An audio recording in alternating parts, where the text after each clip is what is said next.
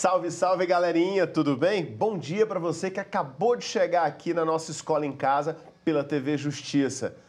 Já tivemos uma aula. Você perdeu? Calma, calma, calma. A primeira aula nossa foi sobre literatura, professor de português, professor Wagner. Muito obrigado, viu, professor? Foi fantástico. Anotei tudo ali no meu caderninho. Eu já estou aqui do lado do professor Leonardo, de Geografia. Já já ele vai conversar com vocês. Mas vamos aos nossos avisos práticos dessa manhã maravilhosa com você. Pessoal, lembrando que dia 25 de maio, anota aí comigo, dia 25 de maio nós vamos ter alteração na nossa programação no Escola em Casa aqui na TV Justiça. É isso mesmo. Toda segunda e quarta nós estaremos ao vivo agora, a partir da semana que vem. Calma aí, semana que vem. E outra questão. Nas quintas-feiras nós não teremos mais as nossas aulas aqui, mas não fica triste não. Por quê? Segunda, terça, quarta e sexta aqui. O mesmo horário, pessoal, de 9 ao meio-dia. Só que dia 25 começa segunda e quarta ao vivo. Nós vamos fazer essa alteração na nossa programação. Anotou isso aí? Bem, lá no nosso Twitter, que eu também quero que você acompanhe ele, que é o @escolaemcasadf, também tem as nossas programações, as grandes alterações aqui sendo feitas. E eu quero que você acompanhe também o Twitter da TV Justiça, @TV Justiça. Várias informações úteis lá para vocês. Bem, se você conhece alguém que, por acaso, não consiga sintonizar o canal da TV Justiça, dá a dica para ele que lá no canal 24, no caso, temos a TV Gênesis, tá? A TV Gênesis, ela também está passando nossa programação em momento simultâneo. Anota isso. Outra coisa legal para você anotar aí é que ao vivo, nós também estamos pelo YouTube da TV Justiça. Então, se você conhece alguém e fala, eu não estou conseguindo sintonizar a TV Justiça, não estou sintonizando a TV Gênesis, vai para o YouTube. Mas, se mesmo assim, tudo ainda contribuir para que você não consiga assistir essa aula hoje, à tarde, a partir das 13 horas, pela TV União, canal 11, nós estamos também em reprise. Então, você tem várias opções. Professor, não consegui direito hoje. Calma. Escola em Casa DF no YouTube. Entra lá, se inscreva no canal, toque o sininho que você vai receber toda semana aulas gravadas. Da semana passada vão ficando disponíveis nas próximas semanas. Se tiver algum problema, você avisa a gente, tá? Avisa lá pelo Twitter, @Escola em Casa DF, que eu vou comunicando a galera que vai arrumar isso para vocês. Anotou todos esses recados maravilhosos aí? Eu espero que sim, porque eu sei que você está ansioso. Já estava conversando aqui um bate-papo com o professor Leonardo, esse contexto geográfico, tema super gostoso. Você sabe que minha formação é História, mas eu também tenho especialização em Geografia. Adoro essa disciplina também. Na verdade, elas andam casadas, né? Professor Leonardo, excelente aula que eu estou ali, estou de olho e anotando tudo. Valeu, galera! Obrigado, pessoal. Obrigado pela acolhida de todos. Primeiro, eu gostaria de iniciar a aula agradecendo ao convite, né, do projeto Escola em Casa DF e ter a oportunidade de vir aqui representar a minha equipe da Unieb de Sobradinho, que vem fazendo um trabalho maravilhoso de acompanhamento das aprendizagens lá e cuja equipe vem se mobilizando para tentar contribuir o melhor possível para esse momento no qual nós estamos vivendo, né, que faz com que nós tenhamos que, de fato, adotar estratégias descentralizadas, diversas, para tentar abarcar o maior número de público possível, beleza? E aí, pessoal, além de agradecer ao convite, né, e mandar um abraço para os meus colegas da Unieb, eu gostaria também de mandar um abraço para a minha família, para os meus colegas de trabalho, para os meus estudantes e para todos aqueles que estão nos acompanhando hoje, tá bom? Então, vamos para a aula de Geografia. O nosso tema de hoje, ele é o tema de Geografia da População Brasileira, que é um tema super importante para quem está nesse processo de preparação para o vestibular, né? Essa aula de hoje ela é voltada para o segundo ano do ensino médio, no contexto do PAS, por exemplo, mas também apresentam conteúdos extremamente importantes e que parecem com bastante recorrência no Enem, tá? Então, a gente vai fazer um apanhado bem interessante a respeito de várias questões que tangem, né, a geografia da população, a demografia brasileira, para que, de alguma maneira, a gente possa ter uma visão bem ampla, pois os conteúdos que nós vamos ver hoje, eles não têm só potencial de aparecerem em provas, né, dentro do seu corpo de ciências humanas, mas também como temas de redação, tendo em vista que nós vamos falar um pouco também de questões relacionadas às atualidades que envolvem a população brasileira, ok? Então, muita atenção, vamos anotando, porque realmente é um tema que aparece bastante em virtude, inclusive, do nosso próprio contexto econômico, político atual, certo? Então, pode passar, vamos ao primeiro slide. A gente vai começar a fazer uma análise do ponto de vista da demografia, né? A demografia, ela é uma parte das ciências sociais que estuda a dinâmica da população humana, em seus vários aspectos, tá? Desde as suas dimensões estatísticas, a estrutura dessa população, como ela se distribui em idade, em gênero, em outros grupos, né, que são classificáveis de acordo com alguns critérios que facilitam não só a análise, mas a construção de políticas públicas voltadas para grupos específicos da população brasileira e também da sua distribuição pelo território, algo que a análise permite que a gente chegue a várias conclusões de como esse processo histórico aconteceu e de onde estão concentradas as áreas mais dinamicamente econômicas e como isso se consolidou ao longo da história brasileira. Beleza? A palavra demografia ela vem do grego demos, né? E grafia, leitura, estudo. Então, demografia a gente entende como o estudo da população, certo? Essa ciência ela é muito importante, essa vertente das ciências sociais ela é extremamente importante porque ela abastece de dados estatísticos, de dados também qualitativos, não só dados numéricos, outras ciências, que não só a geografia, outras ciências sociais, mas também outras ciências de outras áreas de conhecimento. Então, ela tem um aspecto de interdisciplinaridade, de transversalidade muito interessante, além do fato também da gente trabalhar bastante dentro da demografia com a análise, com competências que são muito importantes para quem está se preparando para o vestibular, que são as análises de mapas, né, de projeções cartográficas, e também gráficos, tabelas, proporções. Então, são competências que também são bastante transversais e que vão ajudar os examinandos aí a chegarem a conclusões interessantes, não só na prova de geografia, né? A gente tem mapas que aparecem em provas de história, na prova de ciências, das ciências da natureza. Então, essa habilidade, né, mais ampla de conseguir pegar um estímulo como um mapa, uma tabela, um gráfico e extrair dele o máximo de informações possível é algo que a gente desenvolve bastante na geografia e o estudo da demografia do Brasil ou de qualquer contexto, seja, por exemplo, a demografia mundial, ajuda bastante a desenvolver essas competências aí que são importantes, ok? Então, a gente vai estudar a demografia do Brasil. Como a gente está falando, pode passar por gentileza? Como a gente está falando do estudo de uma população, e aí principalmente contextualizada a realidade brasileira, né, a gente precisa, então, caracterizar como essa população se estrutura do ponto de vista étnico-cultural e entender como essas relações elas se estabeleceram ao longo do processo histórico de constituição do nosso país, de maneira a entender melhor quais são as dinâmicas, os desafios, as desigualdades que a gente enfrenta hoje no Brasil em termos de sociedade, levando em conta todo esse processo que a gente vai conversar hoje aqui, tá? Então, para ilustrar esse momento aí de início e de análise da estrutura étnico-cultural brasileira, eu trouxe um quadro da Tarsila do Amaral, que é de 1933, que é muito famoso, que é o quadro Operários, e que mostra para a gente a diversidade étnica brasileira ali naquele período de início do século XX, diante da sua população, principalmente trabalhadora, né? Então, o quadro Operários, ele traz essa diversidade para mostrar como o trabalhador brasileiro, naquela época, apresentava essa diversidade cultural, essa diversidade étnica bem característica da classe trabalhadora no Brasil, né? Então, a gente já parte com a análise dessa obra de Tarsila do Amaral, levando em consideração, então, que o Brasil é um país caracteristicamente multiétnico e multicultural, beleza? Então, esse é um ponto de partida importante. E aí, agora a gente vai entender um pouquinho como é que se deu esse processo de miscigenação, de fato, mistura entre diferentes povos que vieram em diferentes fluxos migratórios para o Brasil e ajudaram a compor essa diversidade toda que nos caracteriza hoje, apesar de não fazer com que a gente supere alguns problemas históricos aí relacionados a essa mesma questão. Então, eu vou pedir para passar o próximo slide. E aí, o que acontece, né?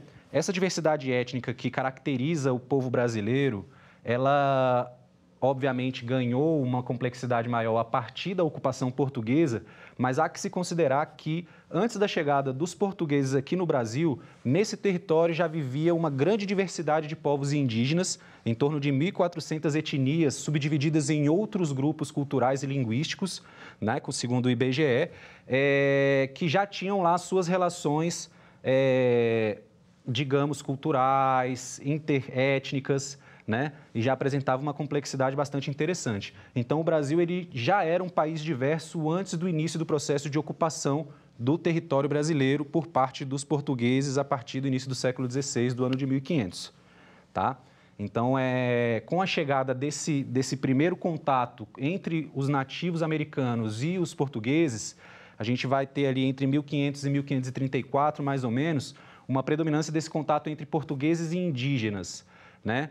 E aí esse contato ele vai ser, obviamente, bastante, digamos aí, conflituoso do ponto de vista cultural, né? E vai trazer elementos que fizeram com que essa população indígena ela fosse aculturada, como o nosso próprio colega, professor Wagner, anteriormente mencionou no momento em que falava do quinhentismo, e fez com que nós construíssemos uma ideia aqui no Brasil de que o indígena ele não faz parte do povo brasileiro, ele é não civilizado, ele está lá e a sociedade está aqui. E aí isso faz com que o povo brasileiro ele não perceba os interesses dos indígenas como interesses do povo do Brasil, né? Como membros, né, efetivos desse grupo chamado povo, né, que compartilha um processo histórico, identitário, que faz com que a gente se identifique mesmo. E aí nós temos isso manifestado em diversos vestibulares, em especial o PAS, que traz algumas obras literárias e algumas obras audiovisuais que fazem essa reflexão a respeito de como é importante a gente conhecer essa diversidade indígena. No subprograma anterior, no segundo ano, para os estudantes que o fizeram, tinha uma obra chamada Índios do Brasil, Quem São Eles?, que era exatamente uma análise audiovisual a respeito de como essa diversidade ela deveria ser compreendida pelo povo, para que essa porção da população brasileira não seja generalizada em indígenas ou índios, né? E sim de acordo com as suas etnias, de acordo com os seus grupos étnico-culturais, ok? E que hoje a nomenclatura adequada para nos referirmos à população indígena não é tribo, índio é conceito geral, né? Mas são de fato etnias indígenas, tá? É a nomenclatura mais adequada que nós temos atualmente. Então, nós já tínhamos essa grande diversidade. A convivência, né, e a relação entre eles e esse processo de miscigenação, principalmente a partir de 1534, com a chegada de um fluxo migratório forçado que veio, né, trazido ao Brasil para ser explorado como mão de obra escrava, que são os escravos africanos, né, a gente vai ter o início de um processo de miscigenação que ficou marcado, sim, pela relação exploratória, pela relação de violência nesse princípio, porque as relações entre indígenas e portugueses não eram relações igualitárias. Na verdade, eles eram cidadãos de segunda classe completamente, então não havia a possibilidade da aproximação de um português com uma indígena ou vice-versa, de maneira que pudesse gerar uma miscigenação, digamos assim, natural, sem violência, ok? Mas, posteriormente, com a chegada de outros fluxos migratórios ao Brasil, ao longo da nossa história, essa miscigenação, obviamente, ela continuou e ela adquiriu outros contornos, principalmente depois do fim da escravidão, ok? Então, esses são elementos importantes para a gente iniciar esse nosso diálogo a respeito de miscigenação no Brasil, a respeito de como a gente tem o embrião do processo de formação do povo brasileiro, levando em consideração, então, essa diversidade e essas relações que, obviamente, não eram lá muito pacíficas no início, em virtude da característica do processo colonizatório brasileiro, que foi baseado num sistema bastante robusto de exploração, tá bom? Então, vamos adiante aqui na apresentação, pode passar. para ilustrar, né, esse processo de diversidade anterior à ocupação portuguesa aqui na América, eu trouxe um mapa que mostra mais ou menos como era a distribuição das etnias, dos grupos étnicos e indígenas no Brasil no início do século XVI, momento histórico que se deu o início da ocupação do território brasileiro. Então, a gente percebe que o mapa brasileiro, onde hoje é o território brasileiro, havia uma grande complexidade de grupos indígenas diferentes, né? E que cada um entre eles tinham lá suas diferenças com relação aos seus hábitos, à sua cultura, alimentação, idiomas que eles falavam, né? E tudo isso foi afetado diretamente pela chegada dos portugueses em 1500, que gradativamente foram aculturando, foram escravizando ou foram, digamos aí, afastando a população indígena dessa porção litorânea a qual ela também habitava para os grandes sertões, né? Que no caso seria o centro do Brasil e também a floresta amazônica, onde hoje há a maior concentração de povos indígenas aqui no Brasil. Beleza? Então, já no século XVIII, como eu mostro aqui para vocês, os portugueses eles já haviam chegado em áreas bastante profundas do território, levando todo esse processo de exploração, de aculturamento e de fato, expulsando essa população cada vez mais para o interior. A gente deve também se lembrar das grandes epidemias e das doenças que os índios não estavam preparados para lidar com a chegada dos portugueses, né? Isso fez com que os números da população indígena no Brasil caíssem drasticamente, né? Nós tivemos aí quase 70%, 80% de queda no número da população indígena ao longo da história brasileira. E hoje a gente tem a população indígena lutando aí bravamente por direitos básicos, como a demarcação de terras, como a garantia e o reconhecimento deles enquanto povos tradicionais, enquanto povos nativos aqui no Brasil. Beleza? Então, esse processo ele não foi um processo harmônico, né? Ele foi um processo, de fato, conflituoso e complexo, ok? Vamos passar, então, para o próximo slide.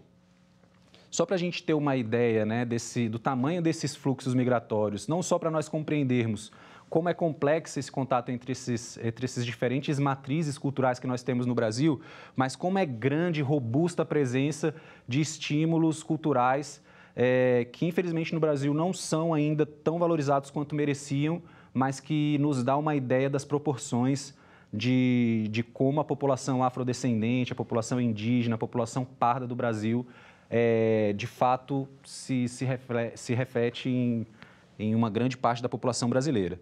Durante o século XVIII, até o século XVIII, digamos, a gente teve a predominância da imigração de portugueses e africanos. Para nós termos uma ideia de quantidade, a estimativa de imigração portuguesa para o Brasil colônia, em termos de portugueses, tá? A gente tem entre 1500 e 1700 cerca de 100 mil portugueses aportando aqui no Brasil, entre 1700 e 1760 em torno de 600 mil portugueses e entre 1808 e 1817 a gente tem 24 mil portugueses chegando no Brasil e habitando aqui esse território e dando continuidade ao processo de desenvolvimento desse país em termos de povo, em termos de nação. E aí a gente tem também, entre 1500 e 1700, a gente tem 510 mil escravos africanos sendo trazidos de forma forçada para o Brasil, ok? Entre 1701 e 1760, a gente tem quase 1 milhão de escravos sendo trazidos para o Brasil para serem explorados aqui como mão de obra escrava. Entre 1761 e 1829, que aí a gente já entra num período onde começam a ser aprovadas no Brasil leis e no mundo, né? Leis que vão dificultar o tráfico negreiro, vão dificultar esse transporte, né? A gente tem 1 milhão e 700 mil escravos sendo trazidos para o Brasil e entre 1830 e 1855, quando a gente tem o fim ali do tráfico negreiro, a gente tem cerca de 618 mil africanos sendo trazidos para o Brasil, né?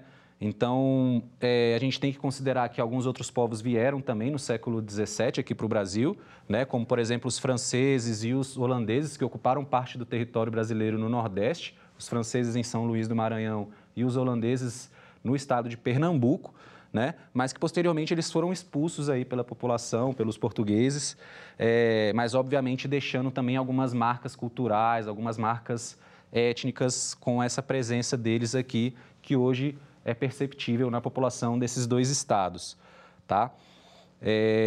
Então, uma coisa que eu queria chamar a atenção, então, é o volume de escravos africanos que foram trazidos para o Brasil, e aí coloca o Brasil em um patamar muito negativo sobre a perspectiva histórica de exploração de mão de obra escrava, porque o Brasil foi o país que mais trouxe mão de obra escrava para o seu território e que explorou por mais tempo esse tipo de mão de obra, né? E aí a gente tem de 1500 a 1888, então cerca de 388 anos de escravidão dentro desse país e que, obviamente, deixaram marcas profundas, não só na característica cultural, religiosa e étnica do nosso país, mas também em termos de desigualdade, não só socioeconômica, mas de acesso a oportunidades de inserção de uma maneira mais valorizada na sociedade brasileira, o que a gente acaba, né, definindo aí como racismo estrutural, que ainda é um problema e um desafio que o Brasil precisa enfrentar e talvez perceber esse processo de diversidade e de composição histórico, étnica e cultural que o Brasil tem nos auxilie a compreender a importância de todas as matrizes culturais que formaram o povo brasileiro, beleza? Inclusive a africana e indígena, em especial, exatamente por esse longo processo de desvalorização e de exclusão que houve na perspectiva da cultura desses povos, na composição da cultura do Brasil, tá bom? Então, vou pedir agora para avançar mais uma vez o slide. A partir do século XVIII, a gente vai ter, e avançando ao longo do século XIX, na verdade, de uma forma bastante intensa, a gente vai ter diversos fluxos migratórios vindos da Ásia e da Europa, direcionados ao Brasil e alguns outros países, como a Argentina, o Uruguai e os próprios Estados Unidos, né? A gente pode falar com tranquilidade que o Brasil é um país que foi construído sobre os ombros de imigrantes, né? Sejam eles imigrantes forçados, como foram os escravos africanos que foram trazidos para o Brasil, sejam eles imigrantes europeus ou asiáticos que, de forma espontânea ou por situações adversas nos lugares onde eles viviam, escolheram migrar para esse território aqui e constituir aqui suas famílias e tentar buscar aqui uma realidade que eles não encontravam nos seus lugares de origem, tá? E aí esse fluxo ele vai se estender aí mais ou menos até a Segunda Guerra Mundial, mas a gente vai se ater a analisar um pouco mais esse processo, porque ele é importante na composição étnico-cultural do nosso país, tá? E é também bastante explorado pelas bancas de vestibular, ok? Os principais povos que vieram para o Brasil nesse processo aí, que vai se intensificar no século XIX, vai se estender até a próxima Segunda Guerra Mundial, foram os italianos, que vieram em maior contingente para o Brasil, e a gente vai falar um pouquinho sobre as características e o momento que eles passavam em seu território para escolherem e para terem participado desse processo tão intenso de emigração que caracteriza um pouco da história italiana. Os alemães, os açorianos, que eram portugueses que habitavam o arquipélago dos Açores, que pertence a Portugal e que, obviamente, vão ter um papel importante no povoamento do sul do nosso país, e a gente vai falar um pouco sobre essa diferença entre o processo de povoamento e de ocupação que houve no sul, entre os que houveram no sudeste e nordeste, que acabaram gerando uma característica bastante diferente, digamos. Os poloneses, sírio-libaneses, japoneses e holandeses também são grupos que vieram bastante, mas nós tivemos outros povos que também vieram em menor quantidade, tá? Como suíços, além dos suíços, a gente tem também alguns espanhóis, né, pessoal, e outros povos, tá? E aí, o que acontece? Com essa vinda dos imigrantes para o Brasil, principalmente os europeus, iniciando uma análise pela realidade italiana, eles vivenciavam no início do século XIX, no início do século XIX até a metade do século XIX, um momento de urbanização muito forte no continente europeu e de mecanização das atividades rurais, o que fazia com que a população do campo ou ela tivesse que migrar para as cidades, né? E uma vez não conseguindo as condições básicas de vida, o que sobrava para essas populações, que da maior parte das vezes lavradores, era a emigração. Porque a Itália, em particular, passou por algumas ondas de pobreza e de fome nesse período que abasteceram um enorme fluxo de saída de população de italianos para diversos lugares do planeta, como eu mencionei, mas em especial Argentina, Brasil, Uruguai e Estados Unidos, né? E aí os italianos que vieram para o sudeste brasileiro, eles entraram num processo de relação com os proprietários de terra que era extremamente semelhante ao que eles encontravam na Itália, que era a meiagem. Ou seja, eles recebiam uma parte das propriedades de alguém para dar conta, né, da colheita, de semear, de fazer o processo de manutenção daquela produção, e uma parte da produção ficava para as famílias e a maior parte ficava para o proprietário da terra.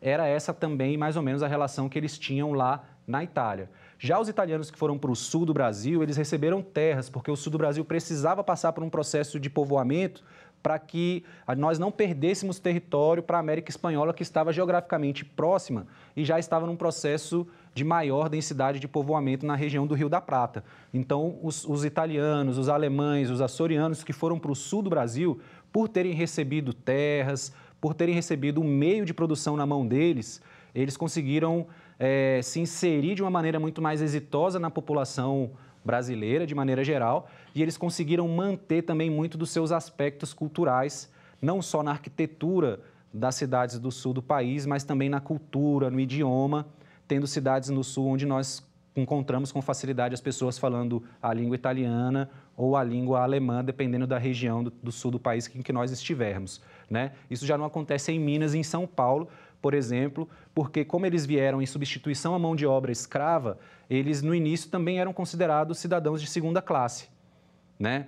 E aí, com esse anseio de se miscigenar, de se misturar com a população para deixar de serem considerados cidadãos de segunda classe, eles abandonam rapidamente a língua italiana, eles abandonam rapidamente alguns aspectos da sua cultura nativa e deixam apenas alguns resquícios naquilo que a gente tem de elementos culturais atualmente, né? Como algo na religião católica mais fervorosa, característica dos italianos, como alguns elementos na gastronomia, como a polenta, como a macarronada e outros elementos, mas que no Sudeste a gente não encontra, por exemplo, cidades que falam a língua italiana ou a língua alemã ou vice-versa, tá bom?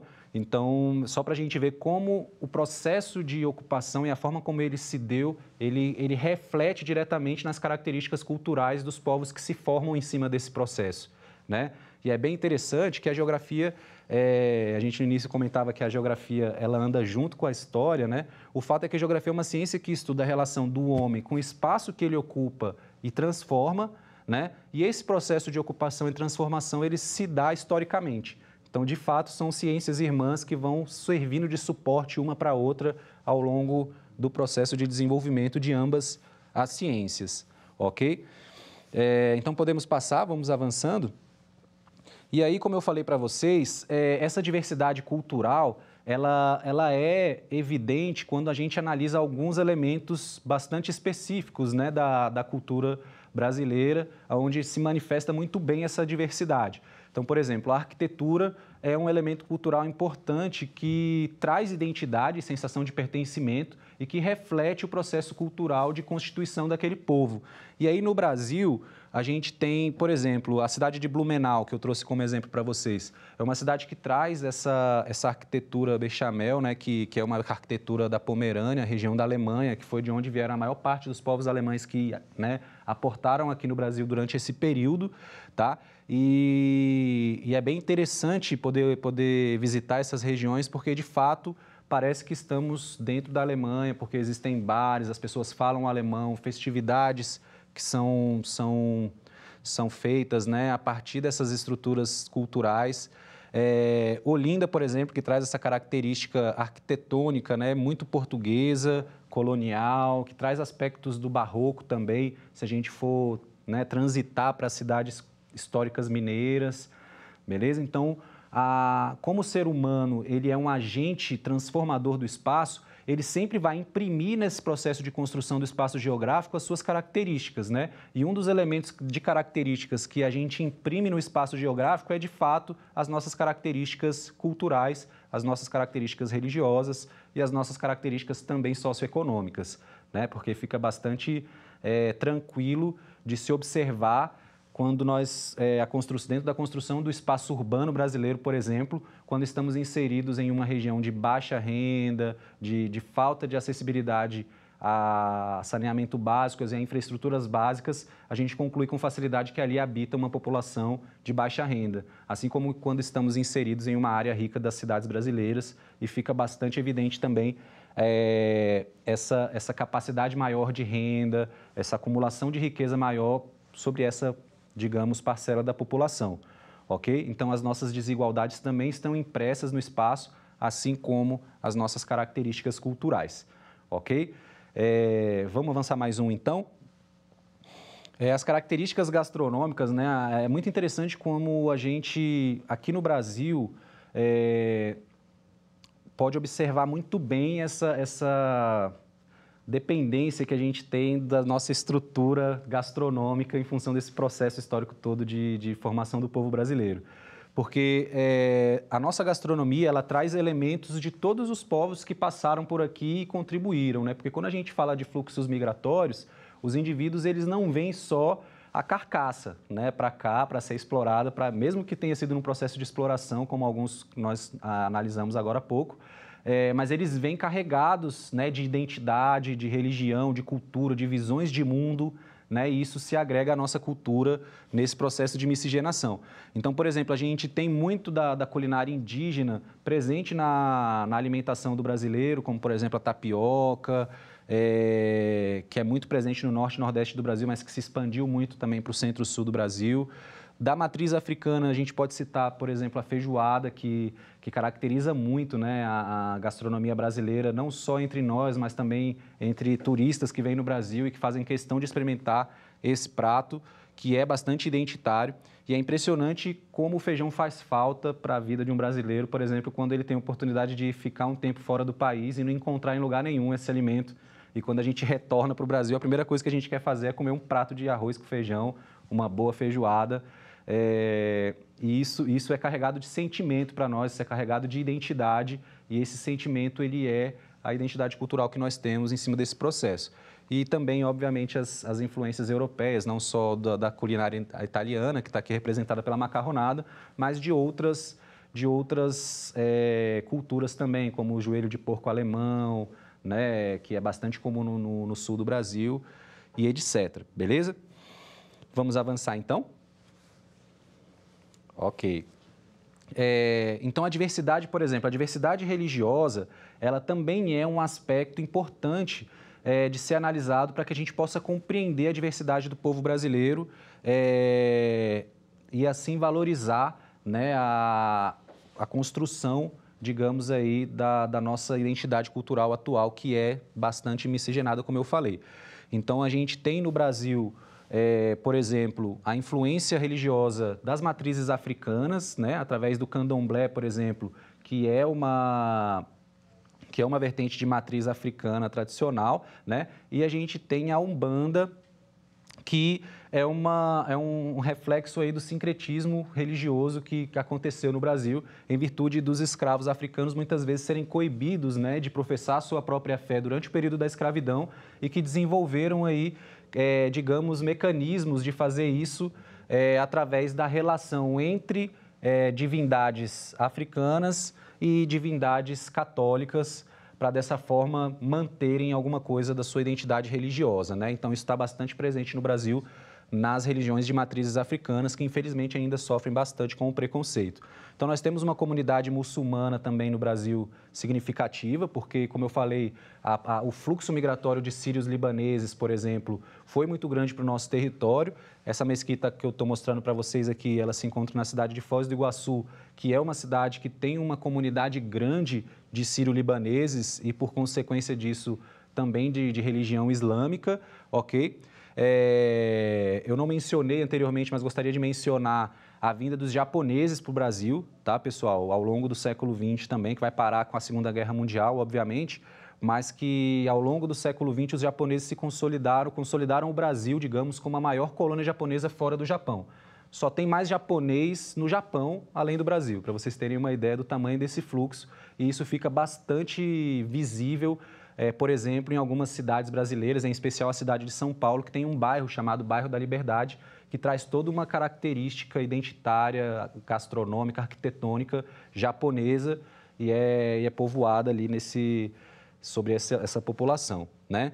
E eu trouxe também o Santuário de Aparecida, que traz esse aspecto do catolicismo que foi trazido pelos portugueses, que foi fortalecido por algumas outras vertentes imigrantes que vieram para o Brasil, como os italianos, e que fazem do Brasil o maior país católico do planeta. Beleza? Então, tudo isso, percebam, fazem parte daquilo que nos identifica enquanto povo, né? Então, isso deveria nos valorizar, principalmente sobre a perspectiva da diversidade. E, infelizmente, nós enfrentamos ainda muitos desafios nesse sentido. Pode passar.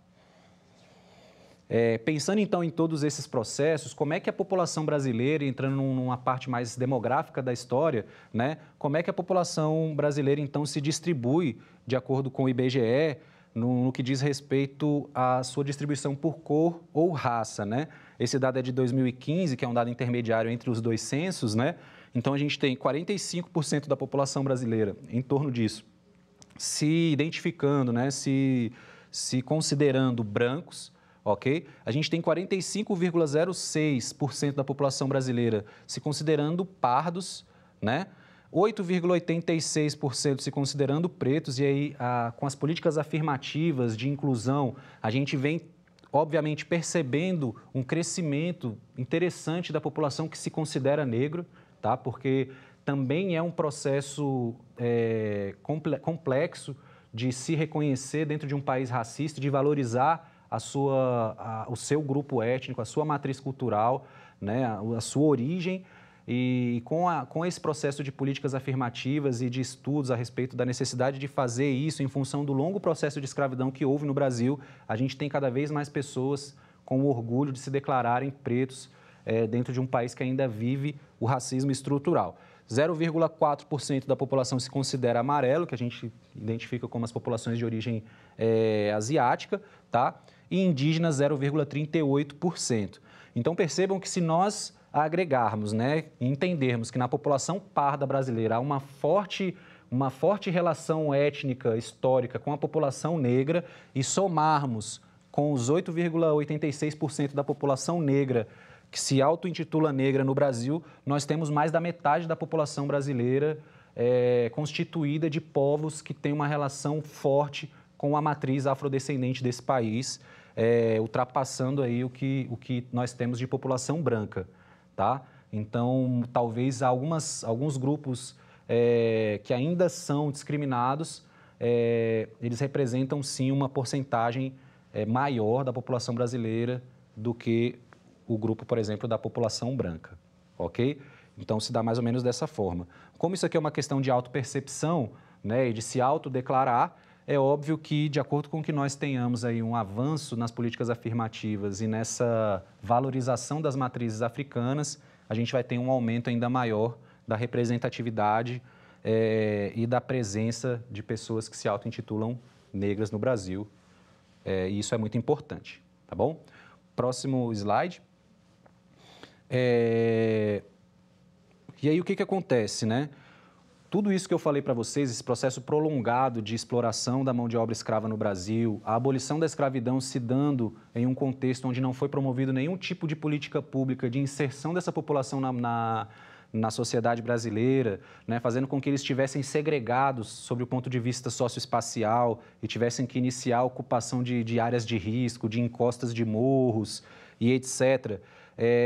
E o fato ainda de nós termos no Brasil ainda disseminado uma ideia de, digamos, o negro como cidadão de segunda classe, algo que não deveria acontecer no nosso país diante de tanta diversidade, a gente pode dizer sim que o Brasil vive um racismo estrutural. E quando a gente coloca que o racismo é estrutural, isso quer dizer que toda a sociedade, toda a nossa constituição de inserção na sociedade, ela é impactada diretamente por fatores relacionados ao preconceito de raça e etnia, e é o racismo estrutural, como eu vou mostrar para vocês agora no próximo slide, que traz uma pesquisa do DIEESE, pode passar por gentileza, que mostra isso para a gente, né? Então, percebam que, eu vou só trazer alguns dados, por exemplo, nós temos aqui horas de trabalho, né? Em torno, os negros para ganharem, uma população negra para ganhar a mesma hora, o mesmo valor da população branca, eles trabalham 1 hora e 45 a mais do que a população não negra, né? Rendimento médio por hora, a gente tem entre negros, homens negros, R$11 de rendimento por hora, entre mulheres negras, R$10. Para a população não negra, a gente tem em torno, né, de R$19 a hora para a população masculina e 17 para a população feminina, o que mostra também que nós ainda temos que enfrentar bastantes desafios também nas relações entre gênero no nosso país. Pode passar. Beleza? E é importante a gente ressaltar sempre que no nosso país a injúria racial é crime, né? Então você desrespeitar, agredir verbalmente, humilhar qualquer pessoa em função das suas características raciais é crime previsto no Código Penal, no artigo 140, parágrafo 3º. E você proibir uma pessoa ou excluir uma pessoa em função da sua cor, que é o racismo, basicamente, também é previsto em Código Penal e também é crime no nosso país. Pode passar. Beleza. Um outro elemento importante que a gente precisa trabalhar aqui durante essa aula de demografia do Brasil são os aspectos da estrutura etária da população brasileira. Beleza? O que é a estrutura etária? É a forma como a população brasileira ela se distribui dentro dos grupos etários e de gênero, né? Geralmente, essa população, esse dado, ele é, digamos, sinalizado através de um gráfico chamado pirâmide etária, aonde nós vamos ter no eixo vertical do nosso gráfico as faixas etárias e no eixo horizontal a população em milhões de habitantes ou em porcentagem de população, ok? Do lado direito do mapa da pirâmide etária, do gráfico da pirâmide etária, nós vamos ter a população feminina e do lado esquerdo a população masculina. Isso é importante, galera, porque não só nos traz a possibilidade de muita análise a respeito da qualidade de vida do nosso país, mas também para o desenvolvimento de políticas públicas para grupos etários específicos. Por exemplo, a gente tem uma política pública voltada para vacinação das meninas com relação ao HPV para evitar o câncer de colo de útero lá na frente. Qual é a faixa etária que é ideal para o início dessa imunização? Aos 10 anos. Então, com essa análise desse gráfico, que é a pirâmide etária, pode-se ter uma ideia do contingente numérico da população feminina com essa faixa etária e, assim, organizar o planejamento da produção das vacinas que vão trazer essa política pública à tona. Ou, por exemplo, a população idosa, que também demanda, digamos, políticas específicas. A população entre 3 e 18 anos que demandam políticas educacionais. Então, é um gráfico cuja análise é muito importante e muito pedida também pelas bancas de vestibular, não só aqui no Distrito Federal, mas no Brasil, tá bom? Pode avançar. A gente vai fazer agora uma análise rápida de como essa estrutura etária da população brasileira mudou em função de algumas transformações que aconteceram na população brasileira, sob o ponto de vista da qualidade de vida e também sob o ponto de vista cultural, que acabaram refletindo diretamente na distribuição dessa população em idade e gênero, que é a análise etária, né? Então, até mais ou menos ali, galera, a década de 80, a década de 90, a pirâmide etária brasileira ela tinha um formato triangular, né, um formato bastante tradicional, que queria dizer o seguinte: com uma base larga, essa aqui é de 2013, mas vamos entender mais ou menos daqui para cima, com a base larga, isso nos mostra que o país convivia com altas taxas de natalidade. Beleza? Por isso, uma concentração grande da população entre 0 e 15 anos. Isso era reflexo de uma população ainda bastante rural, beleza? Que não viviam nos espaços urbanos, de uma população que tinha pouco acesso aos métodos contraceptivos, que possibilitariam, por exemplo, um planejamento familiar, tá? E cujo papel da mulher na sociedade brasileira, anterior principalmente à década de 60, antes da Revolução Sexual, era um papel ainda reflexo de uma sociedade altamente patriarcal, onde as mulheres ficavam em casas e tinham 24 horas por dia para cuidar das questões de família. Então, era muito natural ter famílias de 7, 8, 10, 15 filhos, né? Mas, ao longo do processo de urbanização brasileira, de modernização das nossas atividades econômicas, passando pela revolução sexual e a inserção da mulher na universidade, no mercado de trabalho e tudo mais, com a lei do divórcio, a popularização dos métodos anticoncepcionais, tudo isso fizeram com que, gradativamente, nós fôssemos tendo um encurtamento, um estreitamento da base da pirâmide etária brasileira, reflexo, digamos, dessas transformações culturais que nós tivemos. Já o nosso ápice da pirâmide, que é essa parte aqui superior, ela gradativamente vai passando por um processo de alargamento, Porque nesse mesmo período, no Brasil, nós tivemos avanços na medicina, a chegada dos antibióticos, a medicina preventiva com as vacinas, e ao longo desse processo aí, dos anos 70 para cá, erradicamos muitas doenças, né, como a varíola, o sarampo, que a gente começa a vivenciar problemas atualmente, novamente, em função da imigração. Então, tudo isso, um aumento ao acesso a saneamento básico, como coleta e tratamento de esgoto, acesso à água tratada, tudo isso vai aumentar a expectativa de vida do povo brasileiro, fazendo com que a gente tenha cada vez mais pessoas chegando às idades avançadas. Então, percebam que, ao relacionarmos esse estreitamento da base da pirâmide etária brasileira, que numa projeção para 2040, ela já mostra um alargamento muito maior da parte superior do que da parte inferior do mapa, a gente pode entender esse formato como algo positivo do ponto de vista social. Por exemplo, se eu fosse emigrar do Brasil, eu acho que uma das primeiras questões que eu ia analisar de um país a qual eu quisesse viver era a pirâmide etária. Quanto mais envelhecida a população, maior seria a minha vontade de viver nesse país, porque isso é reflexo de muita qualidade de vida. Porém, existe um paradoxo aí que é muito importante, é muito cobrado pelos vestibulares, que é a questão econômica. Os países que têm uma população mais envelhecida, eles enfrentam desafios econômicos porque eles têm uma demanda maior de políticas públicas de saúde, de investimentos estruturais voltados para a população idosa e um número menor de população economicamente ativa, que produz riqueza. E isso traz desafios principalmente sobre o aspecto da previdência, beleza? Das aposentadorias. Pode passar. Beleza? Então, essa pirâmide aqui, ela mostra a comparação entre a pirâmide de 2012 e 2018. Então, percebam aí que a pirâmide de 2012, ela tinha uma base mais larga do que a pirâmide de 2018, que vem sinalizando esse estreitamento da nossa base da pirâmide, assim como ela nos mostra aqui em cima, na parte superior da pirâmide etária de 2018, esse alargamento que existe da nossa pirâmide etária. Pode passar. Ok? Então, esse processo que eu acabei de falar para vocês a respeito do envelhecimento da população, nós chamamos na demografia de transição demográfica. Então, às vezes, no vestibular não vai aparecer para você o envelhecimento populacional do Brasil. Vai aparecer o termo transição demográfica. E nós, como examinandos, como vestibulandos, precisamos compreender esse termo como esse gradual processo de envelhecimento da população brasileira. Beleza? Pode passar.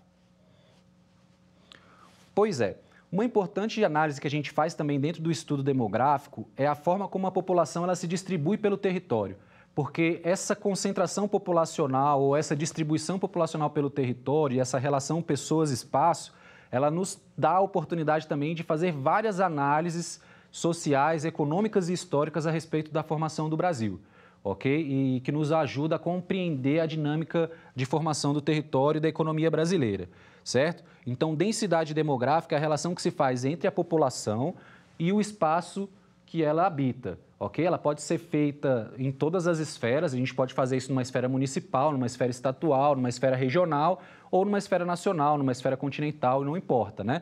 Mas quando nós relacionamos a população total por o território total que essa população habita, nós temos um dado que é dado através da informação habitante por quilômetro quadrado. Então, essa relação população-espaço que ela habita. E ela gera também uma projeção cartográfica que nos permite ver como se distribui pelo território essa população. E aí vem as análises importantes sobre o ponto de vista da compreensão da formação do povo brasileiro. Pode passar. Beleza, então vamos lá. Então, esse é o mapa da densidade demográfica no Brasil. Então, percebam que a gente consegue observar uma forte concentração da população brasileira no litoral, o que faz com que isso nos mostre que o processo de ocupação via litoral teve seus reflexos na distribuição da população pelo território, que a economia colonial e, posteriormente, a colonização voltada para a exportação faz com que a maior parte das riquezas do Brasil passe pela faixa litorânea. Então, cria uma dinâmica econômica mais interessante, o que faz a população se concentrar aqui. É importante salientar que políticas como a construção de Brasília, em 1960, ajudou a interiorizar esse processo de povoamento, porém, ainda é visível essa concentração. Se nós observarmos essa listra aqui, que liga Brasília a Belém, todas essas áreas mais densamente povoadas no caminho foram cidades que surgiram às margens da BR Belém-Brasília, que foi construída ainda durante o período do governo JK, com o intuito de integrar o norte e nordeste do Brasil ao centro-sul, que eram áreas realmente muito afastadas. Pode passar. Beleza? Então, vamos para uma análise de algumas questões de vestibular que eu trouxe. Eu vou iniciar pela do PAS, porque é o grupo específico, né, do segundo ano. Se der tempo, a gente fala sobre o Enem também. Pode passar. Ah, tá. Essa densidade demográfica das regiões brasileiras, antes de nós passarmos para as atividades. Então, a gente tem como a menor densidade demográfica o norte do Brasil, ok? E como a maior densidade demográfica o sudeste brasileiro, em função da concentração das indústrias, das grandes cidades do território brasileiro nessa região, tá bom? Em termos de população, a gente tem a população do norte maior, absoluta, do que a do centro-oeste. Mas como eles têm um território muito maior, isso dá uma densidade demográfica ainda bastante baixa, né? Para o norte do Brasil, se comparado ao centro-oeste, ok? Então, vamos avançando. E essa aqui é uma imagem de satélite que mostra o Brasil à noite e fica perceptível através da iluminação das cidades que há essa concentração no litoral brasileiro, com algumas ilhas de povoamento no interior, como Brasília, Goiânia, Belém, Manaus, que está lá no cantinho, tá bom? Então fica bastante aparente essa distorção que existe na distribuição da população pelo território. Vamos mais uma. Beleza, o CESP-Sebrasp ele gosta muito de cobrar essa questão da geografia da população nos seus exames. E no PAS segunda etapa é comum que se faça isso sobre a perspectiva da diversidade racial, do preconceito, das políticas afirmativas que são necessárias para incluir a população, principalmente negra e parda, nas oportunidades, buscando equalizar essa equação, essa conta aí que não fecha no Brasil, tá? Mas também sobre os aspectos etários, principalmente ao contexto de reformas que foram implementadas no Brasil nos últimos anos aí, em função das questões relacionadas ao envelhecimento populacional. Eu trouxe algumas questões para nós vermos. Pode passar o próximo slide. Beleza. Então, vamos analisar essa questão que ela vem exatamente de uma obra que está presente na matriz de obras do PAS, galera, que é o texto Inclassificáveis, que é um texto escrito por Arnaldo Antunes, né? Então, ele coloca que preto, que branco, que índio, que branco, que índio, que preto, que... E aí ele vai questionando todas essas questões. Aqui somos mestiços, mulatos, cafusos, pardos, mamelucos, sararás, crioulos, guaranicês, judárabes, orientupis, né? Então ele faz alguns neologismos também para mostrar essa diversidade do povo brasileiro. Então vamos para as análises das questões. Tendo como referência inicial a letra da canção Inclassificáveis, de Arnaldo Antunes, interpretada por Ney Matogrosso, julgue os itens a seguir.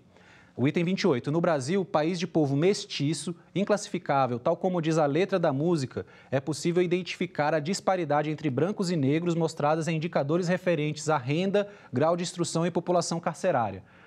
Certíssimo, pode avançar para a gente ver a resposta aqui desse item. Então, é uma análise que traz uma proposta correta a respeito das dinâmicas e dos desafios que a gente enfrenta nessa perspectiva. O item 29 traz o seguinte: o samba, a feijoada, os heróis do futebol, como Pelé, Garrincha, são ícones nacionais que evidenciam a ausência de conflitos raciais no Brasil. Muito pelo contrário, aqui no Brasil, a gente, como nós vimos durante a nossa aula, enfrentamos muitos desafios nessa área de inserção racial, de igualdade racial no nosso país. O item pode colocar, então, essa afirmativa como errada. O item 30, pessoal, as políticas públicas de cultura promovidas pelo Estado brasileiro devem, por imposição da Constituição Federal, unificar toda a população de modo a diminuir as diferenças culturais e raciais. Beleza? Pode passar para a resposta. Tá, joia. Errado, né, pessoal? Então, a gente não deve unificar nada com relação à cultura. Na verdade, nós devemos fazer o contrário, devemos valorizar a identidade de cada grupo como algo importante na composição do todo. E a 31, a desigualdade racial no Brasil tem origens históricas na escravidão e o Estado não foi ainda capaz de equacioná-las certinho para a gente finalizar essa análise de questões do PAS e encerrar também a nossa aula de geografia de hoje. Beleza? Eu gostaria, então, de agradecer a vocês a atenção. Espero que, de alguma maneira, eu possa ter contribuído nessa rotina de estudos que se faz tão necessária nesse momento de isolamento social, de afastamento. e que vocês tenham muita sorte, muito sucesso nesse ano tão desafiador aí, com relação principalmente às questões de vestibular, tá bom? Então, muito obrigado ao projeto Escola em Casa DF e a todos que proporcionaram a minha participação aqui hoje.